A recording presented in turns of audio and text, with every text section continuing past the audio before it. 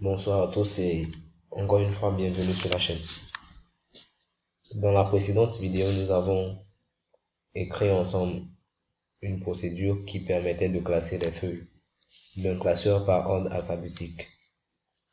Et nous avions vu pour cela une fonction qui permettait de faire le tri sur un certain nombre d'éléments, donc notamment sur une liste de chaînes de caractères qui les triait par ordre alphabétique croissant. Et je vous avais dit qu'on verra ensemble cette fonction. Donc dans cette vidéo, nous allons tous ensemble écrire cette fonction. Il s'agit de la fonction de tri par sélection. Et bien avant de nous lancer dans l'écriture de cette fonction, nous allons comprendre le principe qui régit cette fonction. Le tri par fonction, en quoi consiste-t-elle? Donc ici, comme vous pouvez le voir, nous avons 5 éléments, ce sont des cercles de tailles différentes. Alors, si nous souhaitons les ranger par ordre croissant, comment allons-nous faire? Il y a plusieurs façons, mais le tri par sélection consiste dans un premier temps, à connaître le nombre d'éléments contenus dans notre liste. Donc ici, considérons que tout ça, c'est notre liste. Nous allons compter le nombre d'éléments, 1, 2, 3, 4, 5. Donc ici, j'ai déjà mis des variables pour qu'on puisse retrouver le nombre d'éléments. Donc dans cette liste, on a 5 éléments. On vient mettre 5 quelque part ici. Ensuite, le tout premier élément sera considéré comme élément le plus petit. Que ce soit vrai ou pas, le tout premier élément sera considéré comme l'élément le plus petit. Une fois qu'il est considéré comme élément le plus petit, donc je vais le copier et je vais le coller. Une fois qu'il est considéré comme élément le plus petit, il va prendre la variable minimum, d'accord? Cette variable minimum va contenir l'élément en question, donc le plus petit élément par défaut. Après cela, nous allons parcourir tous les éléments restants de notre liste et comparer chaque élément à celui que nous avions considéré précédemment comme le plus petit élément. Donc ici, nous allons parcourir, nous tombons sur cet élément, nous comparons cet élément au précédent, à l'élément fixé comme minimum, donc celui-ci. Et nous voyons que l'élément fixé comme minimum est bel et bien plus petit que cet élément. Alors, nous continuons. Nous arrivons sur cet élément, nous le comparons toujours à notre minimum. Nous nous rendons compte que cet élément est plus grand que notre minimum. Alors, nous continuons. Nous tombons sur celui-ci. Nous nous rendons compte que cet élément aussi est plus grand que notre minimum. Nous continuons encore une fois. Nous tombons sur cet élément et quand nous le comparons à notre minimum, nous nous rendons compte que celui-ci est plus petit que notre minimum. Donc ça veut dire que celui-ci n'est plus vraiment le plus petit élément de la liste. Et il va falloir changer cela. Donc, ici, à la place de cet élément, ce sera plutôt cet élément qui sera stocké comme minimum. Et sa position dans la liste sera stockée dans la variable position du minimum. Et la position de cet élément dans la liste, c'est la position 5. Donc, nous allons placer la position de cet élément ici, 5. Donc, une fois que nous avons parcouru tous ces éléments et comparé le premier élément par défaut et que nous avons stocké dans notre variable minimum l'élément qui est le plus petit de la liste et aussi sa position dans la liste, qu'est-ce que nous allons faire? Nous savions au prime abord que l'élément que nous avions considéré comme élément le plus petit, c'était le tout premier élément de la liste. Donc ce que nous allons chercher à faire, c'est que Étant donné que nous avons à présent le minimum stocké dans notre variable minimum, nous pouvons permuter, nous pouvons écraser la valeur de ce minimum, autant pour moi, puisque nous connaissons déjà le minimum, le plus petit élément, et nous l'avons déjà stocké dans une variable. Donc, ce que nous allons chercher à faire, c'est de prendre l'ancien élément qui était considéré au début comme l'élément le plus petit et de le mettre à la place du nouveau élément qui est vraiment le plus petit, étant donné que nous connaissons sa position. Et aussi, la position de l'élément qui avait été considéré comme.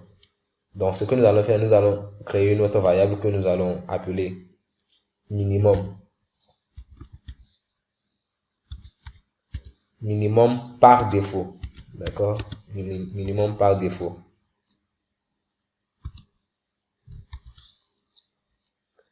Et position. Donc, et la position du minimum par défaut. Position. Je vais l'appeler min défaut. Ok. Donc ici, le minimum par défaut, c'était celui-ci.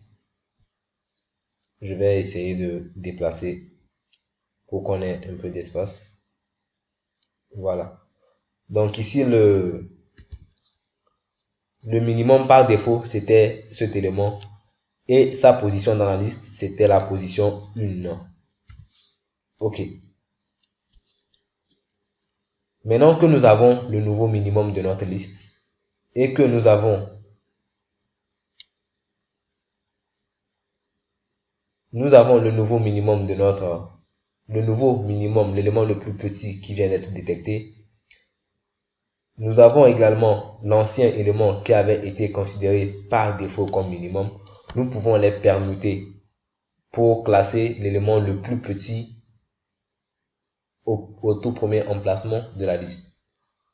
Donc, ce qui va se faire ici, c'est que nous allons dans un premier temps prendre cet élément et venir le déposer quelque part ici. Ce qui veut dire que cet élément, lui, il sera permuté et replacé à son emplacement. À l'emplacement du minimum par défaut, dans l'ancien minimum par défaut. Sa position, c'était 1. Donc, nous le prenons et nous venons le déposer à la position de l'ancien minimum par défaut.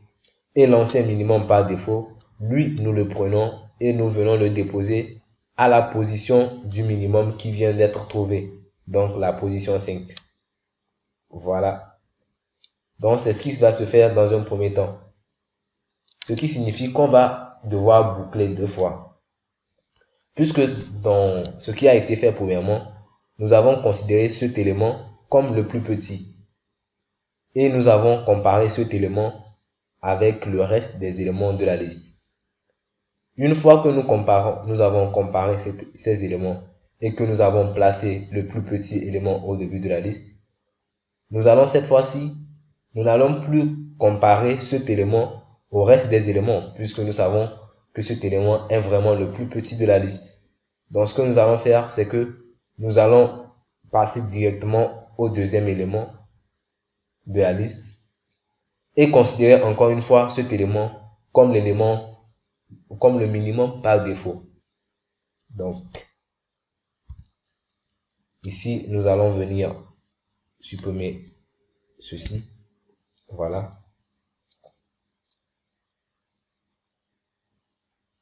OK. Et sa position également va changer. Ici, ça sera 2 au lieu de 1. Donc, ici, nous allons encore une fois supprimer ceci puisque là, on n'a pas encore le vrai minimum. Donc, on supprime les valeurs de ces variables. Ici, le minimum par défaut, c'est cet élément. On va faire la même chose qu'on a fait précédemment. On va comparer cet élément au reste des éléments de la liste. Donc, on compare cet élément à cet élément et on se rend compte que l'élément 3 est plus petit que l'élément que nous avons considéré comme minimum par défaut. Alors, ce que nous allons faire, c'est que cet élément va venir. Nous allons le stocker comme le minimum actuel. Et nous allons retenir sa position dans la liste. Sa position dans la liste, c'est la position 3. Donc nous allons placer 3 quelque part ici. Nous comparons l'élément que nous venons de trouver, c'est-à-dire le minimum que nous venons de trouver actuellement. Nous le comparons à l'élément qui suit, donc l'élément 4. Nous n'allons pas le comparer à l'élément 3, puisque c'est lui-même. Donc nous le comparons à l'élément 4 pour voir si cet élément est plus petit que notre minimum, ce qui n'est pas le cas. Nous passons ensuite à la valeur suivante. Nous comparons cet élément à notre minimum que nous venons de trouver. Est-ce que cet élément est plus petit que notre minimum? Oui, c'est le cas. Alors, nous allons prendre cet élément et venir le placer dans notre variable minimum. Donc, nous supprimons celui-ci et nous le plaçons dans notre variable minimum. Et nous retenons également sa position dans la liste. Donc, sa position, c'est la position 5 dans notre liste. Et encore une fois, étant donné que nous avions le minimum par défaut, nous connaissons également sa position. Et maintenant, nous connaissons le vrai minimum de cette liste. Donc, puisque cet élément, lui, il est le plus petit, nous ne le considérons plus. Nous nous intéressons uniquement à la partie qui n'a pas été triée. Donc, étant donné que nous avons le vrai minimum qui vient d'être trouvé et le minimum par défaut et que nous connaissons leur position, nous allons encore une fois interchanger ces éléments. Nous prenons l'élément par défaut que nous venons positionner à la place du nouvel minimum qui vient d'être trouvé, donc à la position 5. Et nous prenons le nouveau minimum qui a été trouvé que nous venons placer à la position de l'ancien minimum par défaut, donc la position 2. Voilà.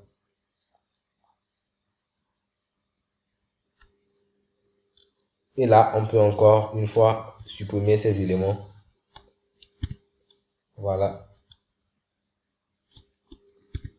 Donc, cette liste, ces deux éléments, cette partie de la liste devient la partie triée de notre liste. Donc, nous n'allons plus boucler à partir de cet élément, mais nous allons boucler à partir de cet élément. Et cet élément, encore une fois, va devenir le minimum par défaut. Donc, nous allons le stocker dans notre variable minimum par défaut. Et nous allons retenir sa position dans la liste, notamment la position 3. Et nous allons le comparer au reste des éléments. Nous le comparons à l'élément 4. Nous constatons que l'élément 4 est plus grand, donc nous continuons. Nous le comparons à l'élément 5. Nous nous rendons compte encore que l'élément 5 est plus grand que l'élément 3. Alors, le minimum qui sera stocké dans la variable minimum, c'est toujours le minimum par défaut. Donc, CTRL D. Et sa position dans la liste, c'est toujours la position 3. Et ici, vous allez voir qu'on va écraser cet élément par cet élément lui-même. Et rien ne va se passer puisque c'est lui le minimum de la liste restante. Nous allons poursuivre avec la partie non triée de notre tableau, donc de notre liste, à partir de l'élément 4.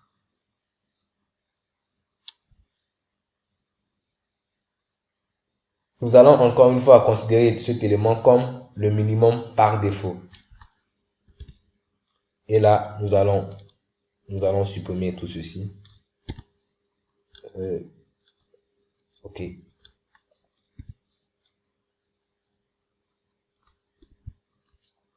Donc, nous considérons encore une fois de façon arbitraire l'élément 4 comme le minimum par défaut et nous retenons sa position dans la liste, donc la position 4.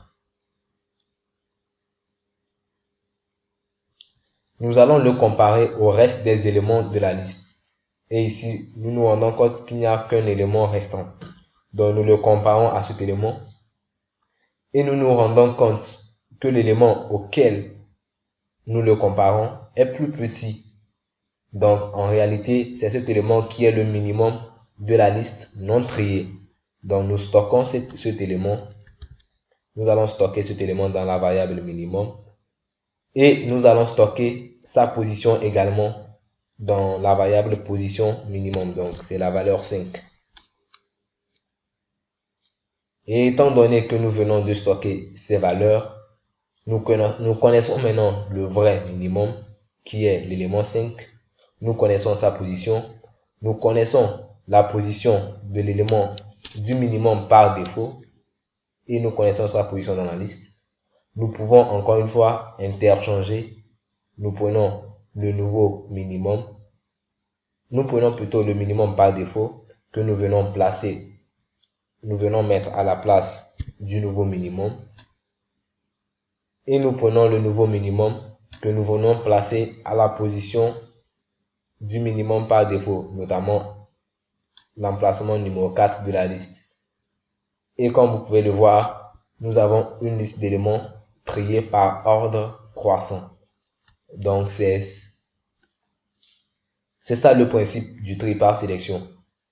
Étant donné que nous avons compris maintenant comment ça marche, nous allons le matérialiser sous forme de code. Donc nous allons nous basculer dans l'éditeur de code et nous allons écrire ce bout de code.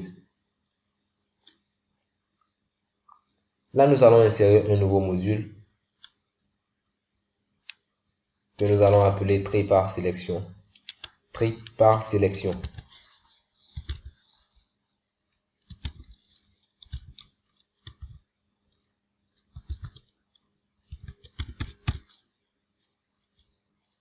Voilà, nous allons créer notre fonction. Donc, comme d'habitude, le mot-clé pour créer une fonction, c'est function. Nous allons l'appeler tri, tout simplement. Donc, comme nous l'avons vu, nous allons avoir besoin de déclarer un certain nombre de variables, notamment le nombre d'éléments, le minimum, la position du minimum et d'autres variables. Donc, nous allons déclarer la variable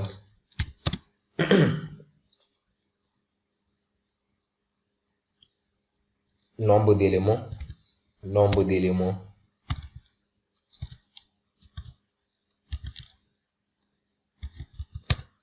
que nous allons typer en tant qu'un entier.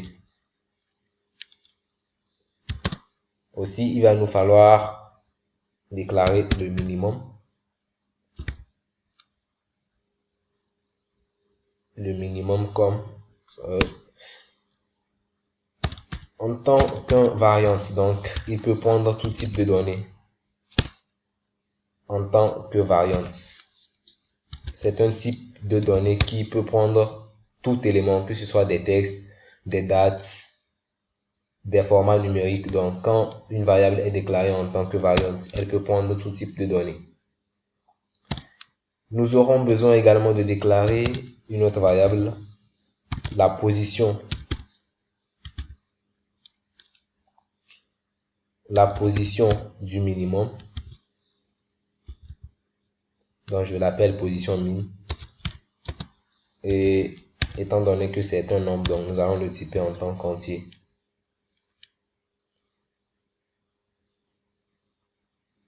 Et également, je reviens ici, vous aurez constaté que dans un premier temps, nous allons considérer le tout premier élément comme variable par défaut, comme minimum par défaut, et nous avons comparé cet élément au reste des éléments de notre liste. Donc le fait de fixer le premier élément, de le comparer avec tous les éléments de la liste, ensuite de fixer le deuxième élément, de le comparer avec tous les éléments restants de la liste, de fixer l'élément suivant, de comparer cet élément avec le reste de la liste, vous comprenez que il y a deux boucles qui s'effectuent, puisqu'une première boucle permet de fixer l'élément et une seconde permet de comparer l'élément fixé au reste des éléments contenus dans la liste. Donc nous aurons besoin ici de boucler deux fois. Et pour cela, nous allons également déclarer des variables. Je vais appeler i comme integer et j. Ces deux variables vont nous permettre de boucler, d'effectuer la double boucle dont je parle.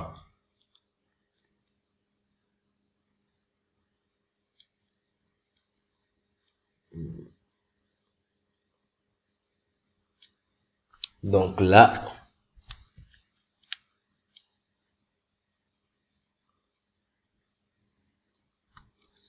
nous allons dire for i, d'accord, pour i égale à 1. Bien avant de faire cela, notre fonction doit prendre en paramètre un tableau.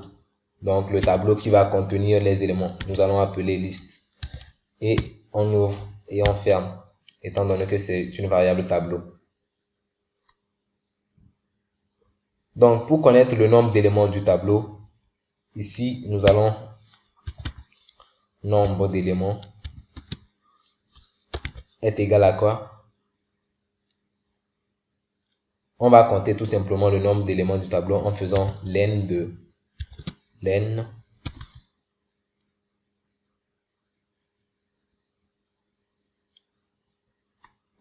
je pense que len c'est plutôt pour les chaînes de caractères. Donc nous allons faire list.count, donc pour compter le nombre d'éléments. Je pense que c'est plutôt ça, voilà.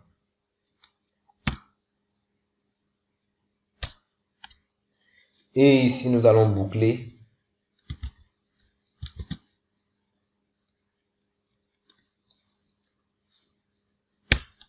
Dernièrement nous avions dit que les variables tableau en VBA commencent par l'indice numéro. Au fait, ok, je reviens ici. Ici, nous avons une liste d'éléments par exemple. Ça, c'est le tout premier élément. Donc, ici, j'ai mis 1 par exemple, 2, 3, 4 et 5. Mais les variables tableau commencent par un indice de 0. Au lieu de 1, les variables tableau en VBA, le tout premier élément a pour indice 0 et non 1. On peut changer cela en mettant dans l'entête de notre module option base 1. Donc ce morceau de code, ce bout de code permet de forcer les variables tableau à commencer par l'indice de position 1. Donc soit nous mettons cette instruction comme ça, et là nous savons que les éléments, que tous les tableaux que nous allons utiliser dans ce module commençons par l'indice 1, soit nous décidons de passer par une autre alternative que je trouve beaucoup plus adaptée, puisque vous pouvez partager votre code et la personne va oublier de mettre l'option base 1 et ça va entraîner un dysfonctionnement. Donc ce que je recommande, c'est plutôt de faire quoi? Là, ici, nous n'aurons même plus besoin de passer par une variable intermédiaire que nous allons appeler nombre d'éléments. Ou tout simplement, nous pouvons le faire, mais au lieu de faire list.count, nous allons faire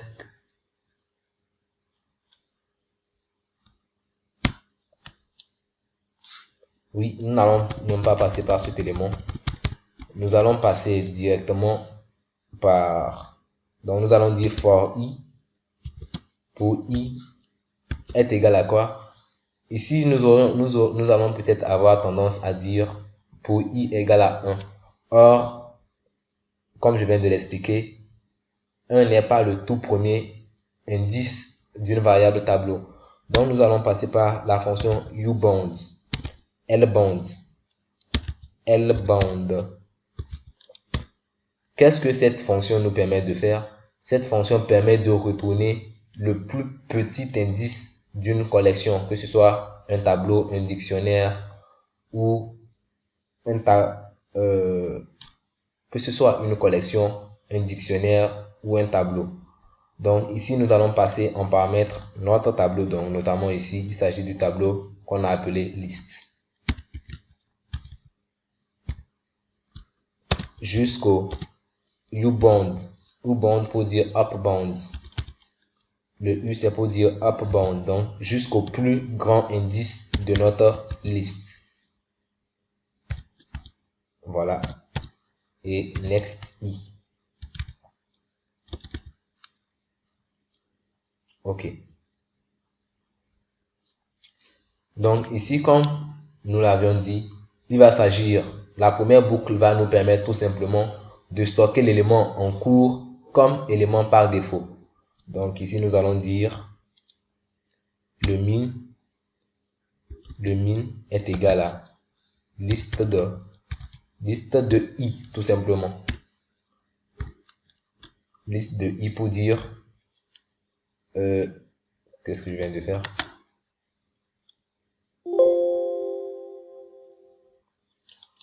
Voilà, liste de I pour dire l'élément placé à l'emplacement I.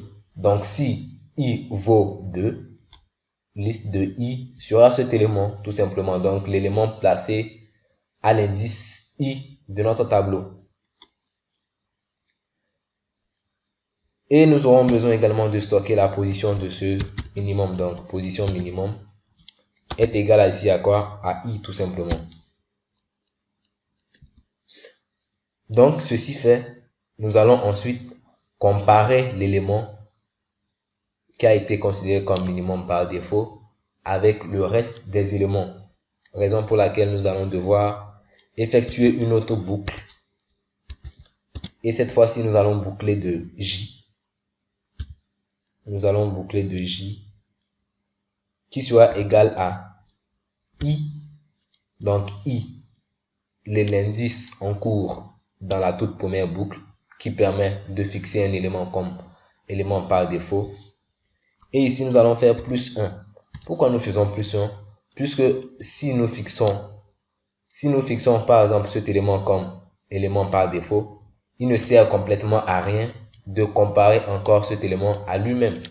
Donc c'est pour ça que nous faisons plus 1 pour pouvoir le comparer directement à l'élément qui le suit. Donc il est complètement inutile de comparer cet élément à lui-même.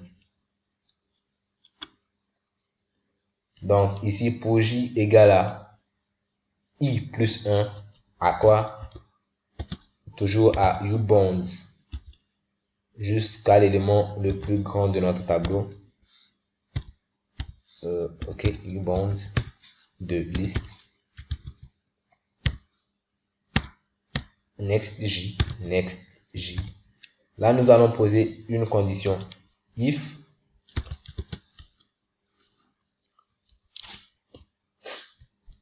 liste de I, donc liste de J, autant pour moi, liste de J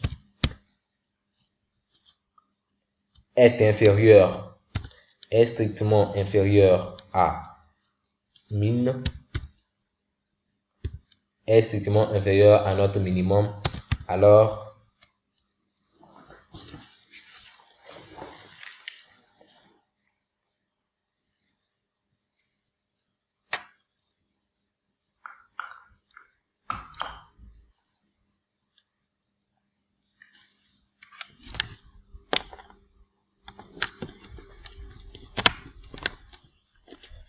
si cet élément est strictement inférieur à notre minimum, alors qu'est-ce que nous allons faire? Le minimum va prendre tout simplement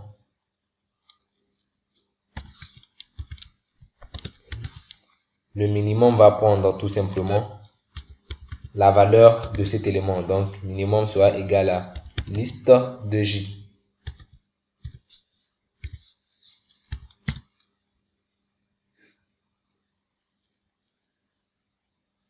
Et la position du minimum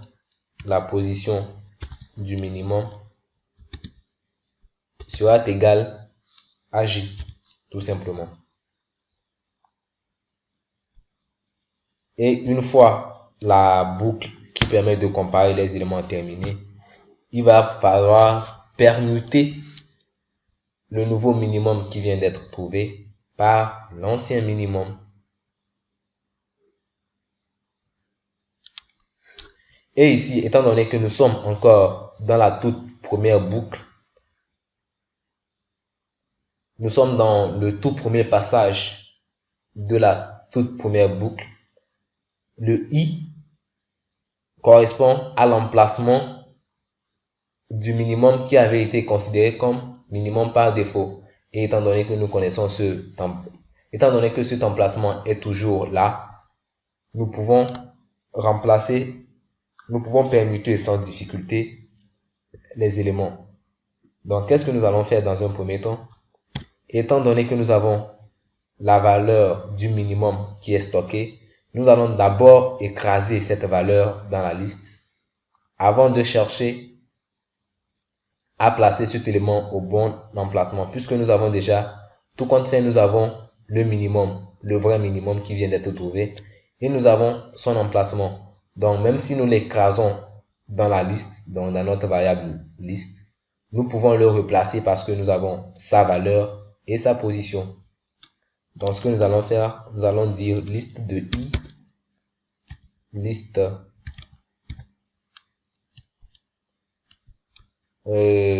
non, pas liste de i, mais liste de position minimum.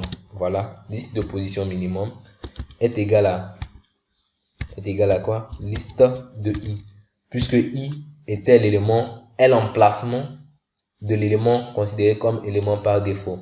Donc liste de i.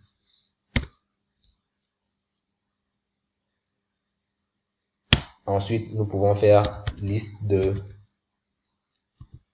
i, donc l'emplacement qui avait été considéré comme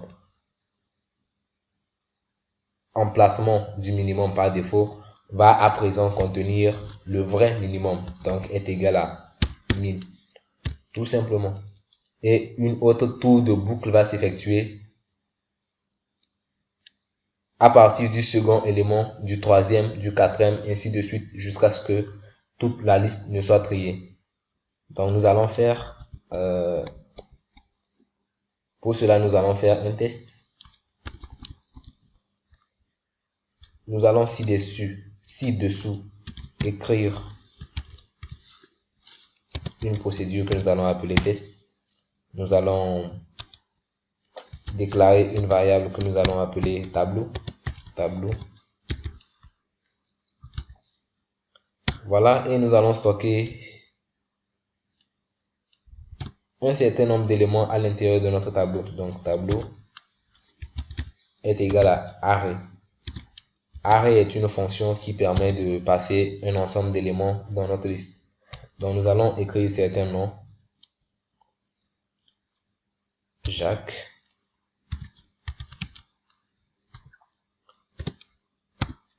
Claude,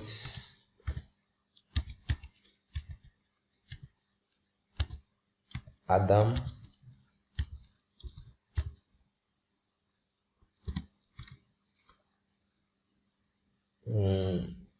Bruno, pourquoi pas, Bruno, et Westlife.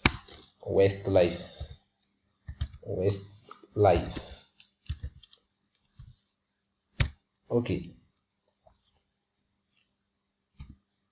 Et nous allons faire appel à la fonction tri. Donc tableau est égal à tri de tableau.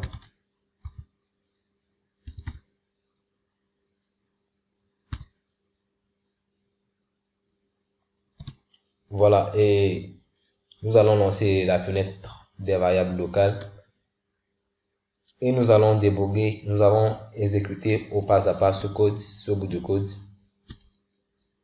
Donc voilà, nous avons Jacques, Claude, Adam, Bruno et Westlife. Nous entrons dans notre fonction.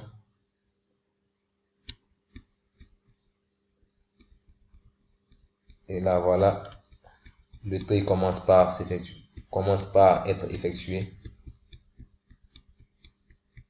Je peux étendre cette liste pour que vous puissiez voir les valeurs. C'est ça ici. Ici, Adam vient d'être.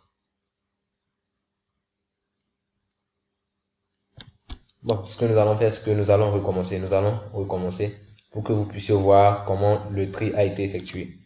Donc, une exécution toujours au pas à pas. J'étends notre tableau et vous pouvez voir que le tout premier élément c'est Jacques suivi de Claude, d'Adam, de Bruno et de Westlife. Une fois que nous entrons dans la boucle, dans la fonction, nous allons étendre la liste, voilà. Le tout premier élément c'est encore Jacques, Claude, Adam, Bruno et Westlife. Jusqu'à présent, aucun tri n'a encore été effectué, donc les comparaisons commencent par être faites, une comparaison. Et voilà, ici Adam est pour le moment stocké comme le minimum. On le compare au reste des éléments et on se rend compte que ok, c'est Adam qui est l'élément le plus petit par ordre alphabétique et on vient le placer au tout premier emplacement du tableau. On considère par défaut Claude comme le minimum, comme vous pouvez le voir ici. Claude a été fixé comme le minimum et il sera comparé également au reste des éléments de la liste. Voilà, on arrive et on constate que B est plus petit que C, puisque B est un élément par ordre alphabétique, le B vient avant le C, et on retient Bruno comme le minimum. On continue, on se rend compte que A, c'est vraiment Bruno qui est l'élément le plus petit de la liste non triée, et on vient le placer après Adam, ainsi de suite, jusqu'à ce que toute la liste ne soit triée. Donc, ok, nous allons voir, on dit débogage, incompatibilité de type. Qu'est-ce qui s'est passé? La liste a bel et bien été triée, mais voilà. Le problème est que ici nous avons fait une boucle de i jusqu'au nombre d'éléments,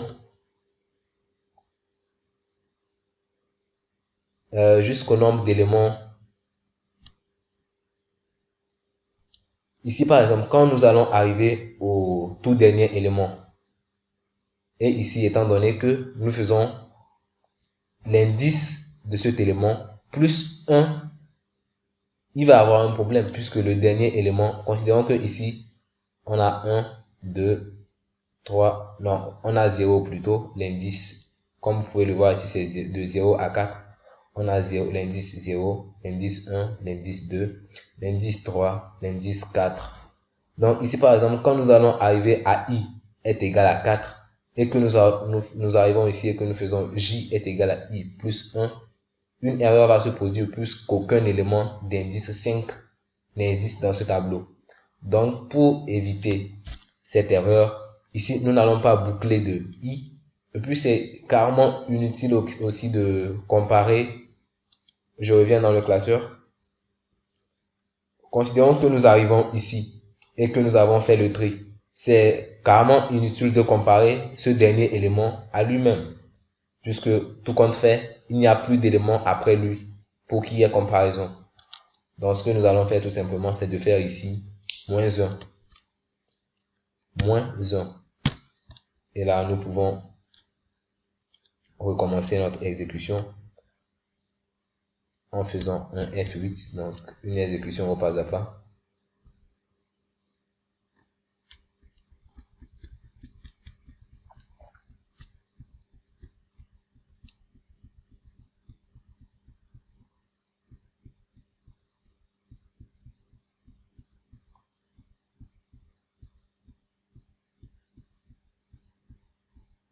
Ok, comme vous pouvez le voir ici, les éléments sont en train d'être triés. Ah, on a toujours une incompatibilité de type. Nous allons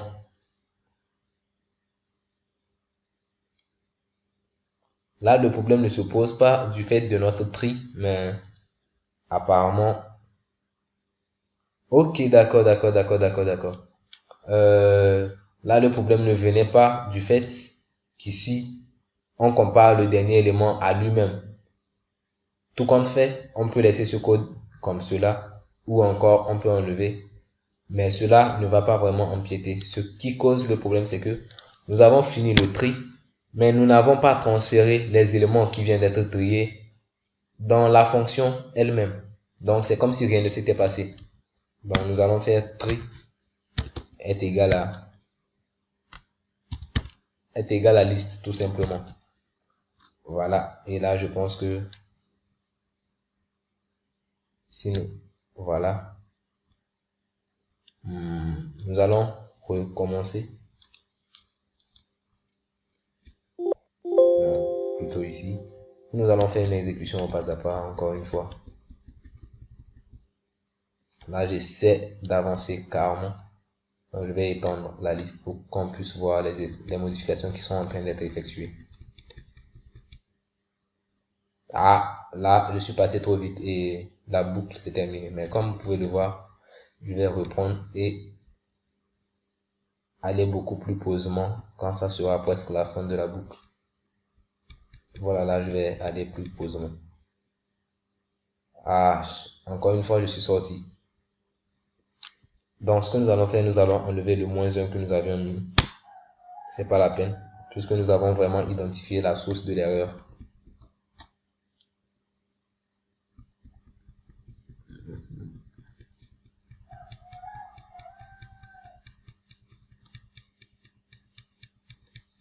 Donc, vous pouvez voir que les éléments sont en train d'être triés.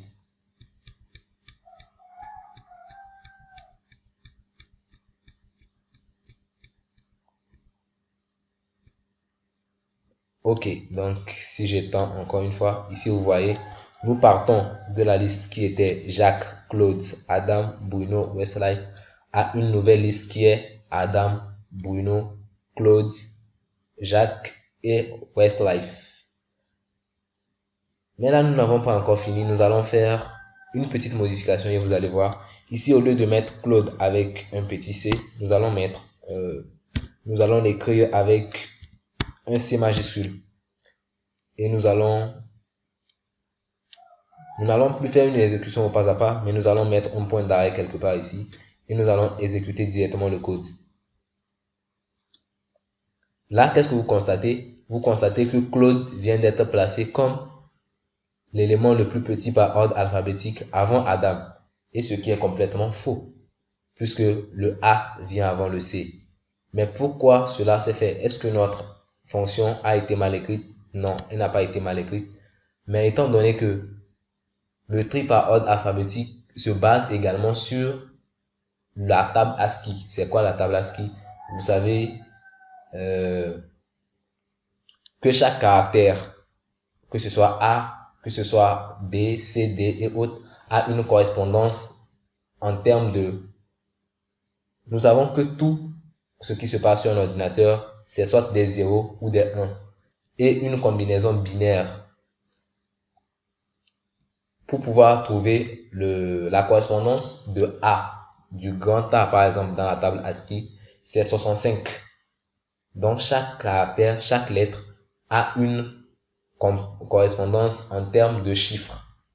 Et les caractères majuscules ont une correspondance qui font en sorte que ils viennent avant, ils ont une plus petite valeur. Donc ils viennent avant des éléments de les minuscules autant pour moi. Voilà. Donc pour pouvoir éviter cela, ici, au lieu de comparer tout simplement l'élément en question, nous allons convertir tous en majuscules. Donc nous allons faire uCase. Nous allons tous convertir ces éléments en... Pour faire la comparaison, nous allons comparer uniquement la version majuscule de ces éléments ou la version minuscule. Donc nous pouvons utiliser le uCase pour dire upcase et nous ouvrons, voilà. Nous fermons et nous faisons la même chose pour le minimum, uCase. Donc pour qu'on puisse avoir un tri qui soit vraiment efficace, nous allons formater ces éléments pour comparer uniquement la version majuscule de ces éléments, soit la version majuscule, soit la version minuscule de ces éléments. Maintenant, si je relance le code et que j'étends l'encoche, vous allez voir que le tri s'est effectué convenablement. On a Adam, Bruno, Claude avec le C majuscule, Jacques et Westlife. Mais l'inconvénient du fait qu'on vient de mettre uCase, c'est que cette fonction ne pourra plus être applicable sur des éléments numériques, puisque nous ne pouvons pas faire la conversion en majuscule de 1, de 2. Donc cette fonction ne pourra pas s'adapter pour les éléments numériques. Si vous voulez utiliser cette fonction pour trier les éléments numériques, il va vous falloir enlever le uCase. Voilà, nous arrivons au terme de cette vidéo, peut-être un peu longue, mais j'ai voulu prendre vraiment le temps pour expliquer en détail le principe du tri par sélection que nous avons utilisé pour la vidéo précédente. Merci de m'avoir suivi jusqu'ici. Lâchez un like si ça vous a plu, un dislike si ça vous a pas plu malheureusement, et en commentaire mentionnez vos inquiétudes, vos suggestions, vos idées de vidéos, et n'oubliez pas de vous abonner, activer la cloche de notification.